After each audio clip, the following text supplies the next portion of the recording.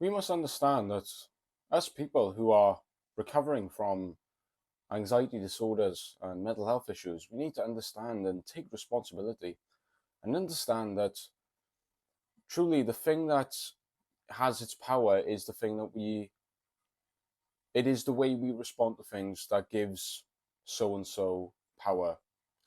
And there's many things in this life that will come and test us. Will come and see and see how we respond to different things. But it is truly how we respond to things that gives it power. And this is the core fundamental message of cognitive behavioral therapy, in the way that we feel these anxious bodily sensations, and yet we learn to respond to them with acceptance. We learn to move with them. We learn to embrace them. We learn to let them be there. We learn to let it just run its course.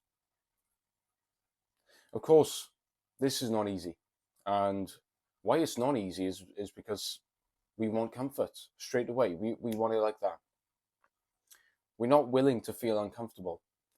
And I can say that this in my own life. I don't want to feel uncomfortable. I want to feel at ease every day. I do. It's just human nature. But when we feel these anxious sensations rise up, the way that you pour gasoline onto the hot fire of fear is by you fighting it, resisting it, getting frustrated by it. And yet, once we let it just do what it wants, because when we learn to do what it wants, it goes away on its own. But before we do this, we actually need to understand and find out the right information regarding anxiety disorder. Because if we don't have this right information, we will not be able to train our response towards it.